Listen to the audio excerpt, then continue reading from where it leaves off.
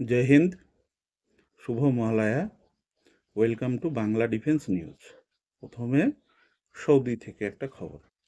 Saudi আরব পাকিস্তানের সাথে NATO article 5 defence pact করেছে।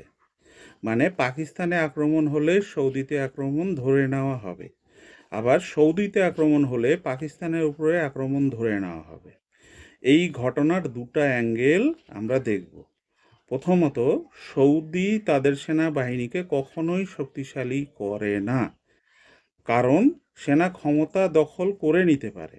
এটার ভয়ে সৌদি আমেরিকার সাথে চুক্তি করেছিল যে আক্রমণ হলে আমেরিকা দেখবে কিংবা সাপোর্ট করবে।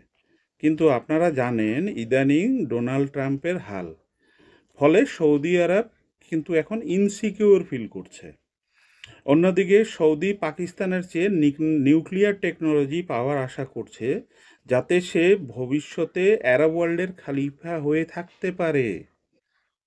এই কারণে সৌদি প্যাক ডিফেন্স হয়েছে। এখন ভাববার বিষয়, ভারত যদি টেরোরিজমের বিরুদ্ধে অপারেশন সিন্দুর পার্ট 2 করে, তাহলে সৌদি ভারতকে আক্রমণ করবে না সন্ত্রাসবাদী আক্রমণের দায় নিজের ঘাড়ে নেবে? দ্বিতীয় খবর, সৌদির এই ধোঁকাবাজির জন্য সৌদির সাথে সমস্ত তেল কেনা বেচার ওপরে নিষেধাজ্ঞা জারি হয়েছে ভারত থেকে।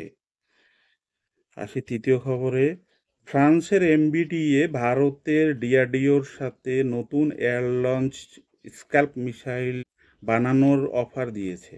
এর রেঞ্জ হবে বেশি, এটা লো অবজারভার হবে এবং অ্যাডভান্স ম্যানোভার করতে পারবে টার্মিনাল ফেজে গিয়ে। ভারতের রাফেলের স্ক্যাল্প মিসাইল দেখানো আছে, তবে ভারত অন্যের উপরে নির্ভর না হয়ে নিজের মিসাইল প্রোগ্রাম চালাচ্ছে, যেমন ব্রহ্মোস, এনজি, নির্ভয় ইত্যাদি। আসি পরের খবরে, তেজসের চেয়ারম্যান বলেছেন যে তেজস মার্ক 1 এতে মিটিওর মিসাইল লাগানো হবে। এটা বিশ্বের সবচেয়ে ঘাতক beyond visual range air two air missile. এটার লম্বা হচ্ছে 3.7 মিটার, এর ব্যাস হচ্ছে 178 এর ওজন হচ্ছে 190 কেজি। স্পিড হচ্ছে, টপ স্পিড হচ্ছে মার্ক 4, এবং এর নো এসকেপ জোন হচ্ছে 60 কিলোমিটার, মানে 60 কিলোমিটারের মধ্যে বাঁচার কোনো উপায় নেই। এটাতে র্যামজেট ইঞ্জিন ব্যবহার করা হয়েছে। এমবিডিএ বলেছে যে ভারতের উত্তম অ্যাশা রেডারের সাথেই শুধু মিটিওরকে ইন্ডেক্ট করবে, অন্য কোনো দেশের র্যাডারের সাথে নয়। আসি পরের খবরে, বিডিএল কিংবা ভারত ডাইনামিক লিমিটেড এখন থেকে তাদের অস্ত্র মার্ক 1 এর প্রোডাকশন ডবল করতে যাচ্ছে। ধন্যবাদ ইতি।